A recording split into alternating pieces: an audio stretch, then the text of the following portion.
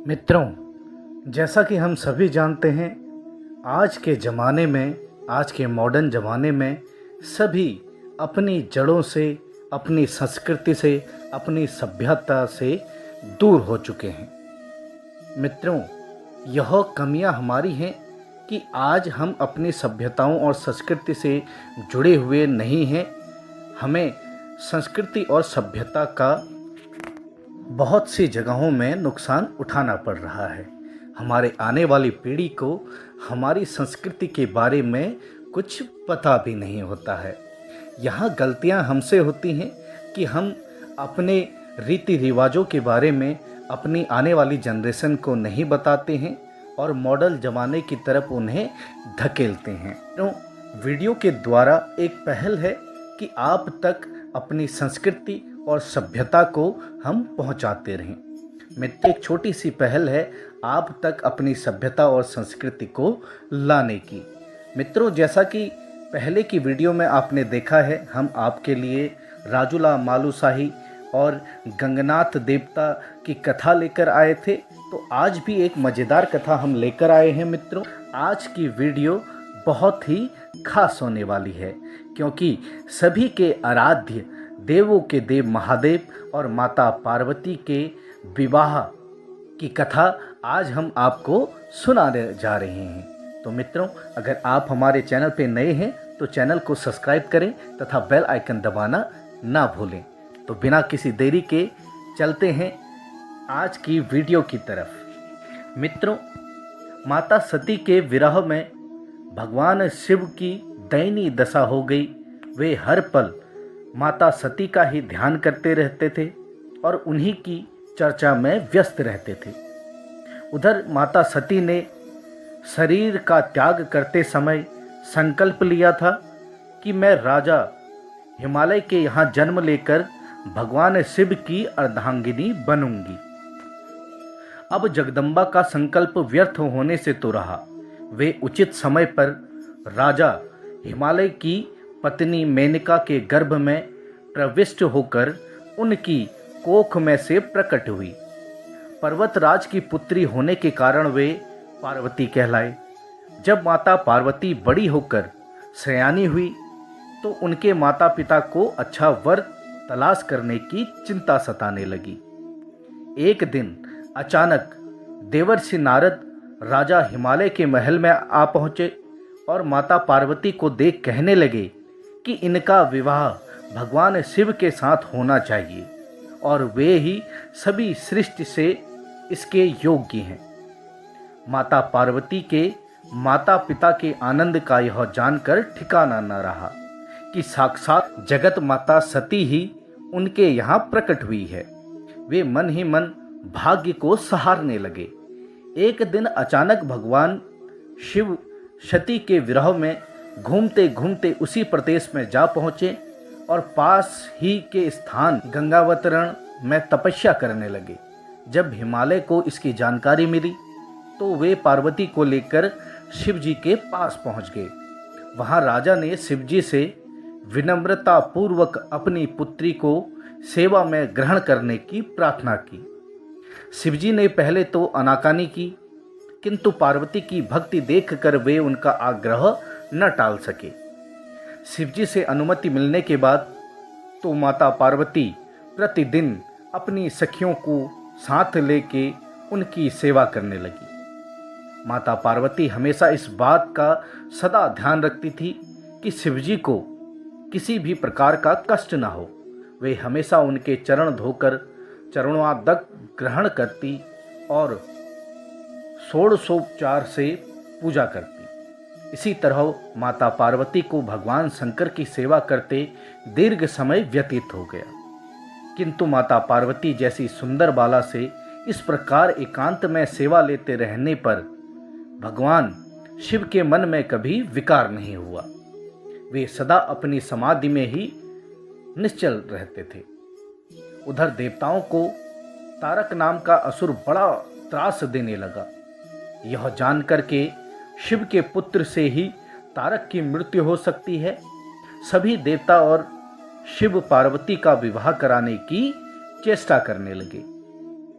तो माता पार्वती के प्रति अनुरक्त करने के लिए कामदेव को उनके पास भेजा, किंतु पुष्पायुद्ध का पुष्प बाण भी शंकर जी के मन को विदुग्ध न कर सका।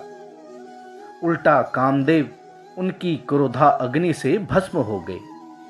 इसके बाद भगवान शिव वहां अधिक रहना अपनी तपस्या के लिए अंतराय रूप समझ कैलाश की ओर चले गए।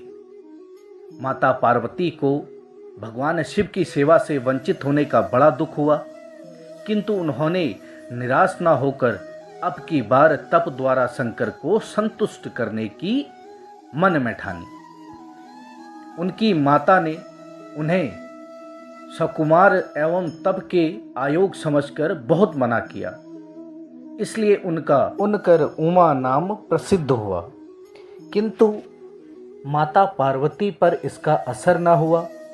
अपने संकल्प से वे तनिक भी विचलित नहीं हुई। वे भी घर से निकल उसी शिखर पर तपस्या करने लगी जहां भगवान शिवजी ने तपस्या की थी। तभी से लोग उस शिखर को गौरी शिखर कहने लगे। वहां उन्होंने पहले वर्ष फलाहार से जीवन व्यतीत किया। दूसरे वर्ष वे पर्ण वृक्षों के पत्ते खाकर रहने लगी और फिर तो उन्होंने पर्ण का भी त्याग कर दिया और इसलिए वे अपर्णा कहलाई। इस प्रकार माता पार्वती ने 3000 वर्ष तक तपस्या की। उनकी इस कठोर तपस्या को देख ऋषि मुनि भी दंग रह गए। अंत में भगवान आशुतोष का आसन हिला। उन्होंने पार्वती की परीक्षा के लिए पहले सप्त ऋषियों को भेजा और पीछे स्वयं बटुक वेश धारण कर माता पार्वती की परीक्षा के निमित्त प्रस्थान किया। जब उन्होंने सब प्रकार से जांच परख देख लिया कि माता पार्वती की उनमें अविचल निष्ठा है, तब तो वे अपने को अधिक देर तक न छिपा सके। वे तुरंत अपनी असली रूप में माता पार्वती के सामने प्रकट हो गए और उन्हें पाणी ग्रहण का वरदान देकर अंतर्ध्यान हो गए। माता पार्वती अपने तप को पूर्ण होते देख घर लौट आई और अपने माता पिता से सारा वृत्तांत कह सुनाया। अपनी दुलारी पुत्री की कठोर तपस्या को फलीभूत होता देखकर माता पिता के आनंद का ठिकाना नहीं रहा। उधर भगवान शिव ने सप्त ऋषियों को विवाह का प्रस्ताव लेकर हिमालय के पास भेजा और इस प्रकार विवाह की शुभ तिथि निश्चित हुई। सप्त ऋषियों द्वारा विवाह की तिथि निश्चित कर दिए जाने के बाद भगवान शिव ने नारद जी द्वारा सारे देवताओं को विवाह में सम्मिलित होने के लिए आदरपूर्वक निमंत्रित किया और अपने गणों को बारात की तैयारी करने का आदेश दिया।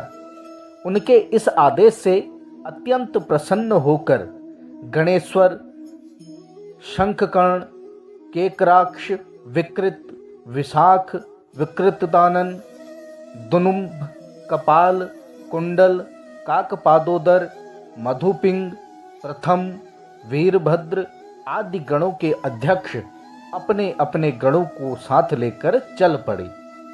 नंदी, क्षेत्रपाल, भैरव आदि गणराज भी कोटि कोटि गणों के साथ निकल पड़े।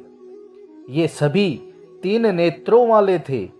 सबके मस्तक पर चंद्रमा और गले में नीले चिन्ह थे। सभी ने रुद्राक्ष के आभूषण पहन रखे थे। सभी के शरीर पर उत्तम भस्म पूती हुई थी। इन गणों के साथ भगवान शिव के भूत प्रेतों पिशाचों की सेना भी आकर सम्मिलित हो गई। इनमें डाकिनी, शाकिनी, यातुधान, वेताल, ब्रह्म राक्षस आदि भी शामिल थे।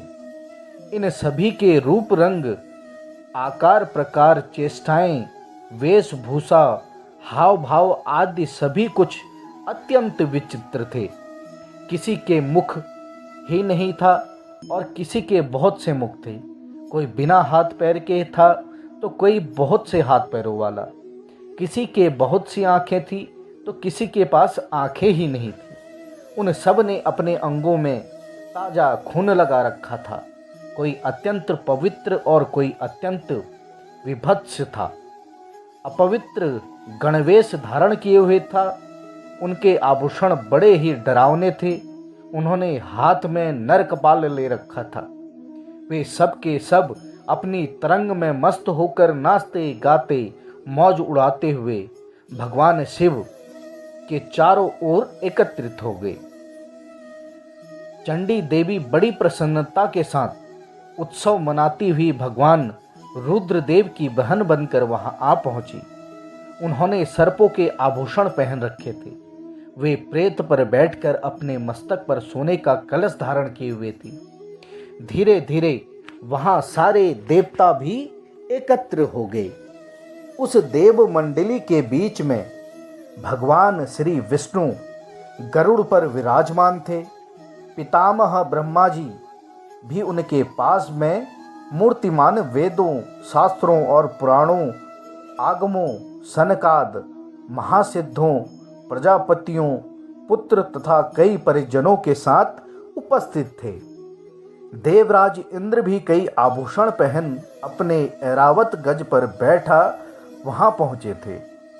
सभी प्रमुख ऋषि भी वहां आ गए। तुम्बरू, नारद, हाहा और हूहू आदि श्रेष्ठ गंधर्व तथा किन्नर भी शिवजी की बारात की शोभा बढ़ाने के लिए वहां पहुंच गए। इनके साथ ही सभी जगत माताएं, देवकन्याएं, देवियां तथा पवित्र देवंगनाएं भी वहां आ गई। इन सभी के वहां मिलने के बाद भगवान शिव अपने स्फुटिक जैसे उज्जवल सुंदर वृषभ पर सवार हुए। दूल्हे के वेश में शिवजी की शोभा निराली ही छटक रही थी। इस दिव्य और विचित्र बारात के प्रस्थान के समय डमरुओं की डमडम, शंखों के गंभीर नाद, ऋषि महर्षियों के मंत्रोच्चारण, यक्षों, किन्नरों, गंधर्वों के सरस गायन और देवंगनाओं के मनमोहक नृत्य और मंगल गीतों की गूंज से तीनों लोक परिव्याप्त हो उठे। उधर हिमालय के विवाह के लिए बड़ी धूमधाम से तैयारी की और शुभ लग्न में शिवजी की बारात हिमालय के द्वार पर आ लगी। पहले तो शिवजी का विकट रूप तथा उनकी भूत प्रेतों की सेना को देखकर मैना बहुत डर गई और उन्हें अपनी कन्या का पाणी ग्रहण कराने में आनाकानी करने लगी। पीछे से जब उन्होंने भगवान शिव का करोड़ों कामदेवों को लजाने वाला 16 वर्ष की अवस्था का परम लावणमय रूप देखा तो वे देह गेह की सुध भूल गई और शंकर पर अपनी कन्या के साथ ही साथ अपनी आत्मा को भी न्यछावर कर दिया। इस तरह हर गौरी विवाह आनंद पूर्वक संपन्न हुआ। हिमालय ने कन्यादान दिया। विष्णु भगवान तथा अन्य देव और देव रमणियों ने नाना प्रकार के उपहार भेंट किए। ब्रह्मा जी ने वेदोक्त रीति से विवाह करवाया। इस तरह भगवान शिव और माता पार्वती का अद्भुत विवाह संपन्न हुआ। तो मित्रों, यह थी शिव विवाह की एक छोटी सी कथा। मित्रों, कथा में किसी भी प्रकार की त्रुटि के लिए हम क्षमा प्रार्थी होंगे। उम्मीद करता हूँ कि हमारे द्वारा सुनाई गई कथा आपको जरूर पसंद आई होगी। मित्रों, भगवान शिव और माता पार्वती की असीम कृपा सदा आप पर बनी रहे।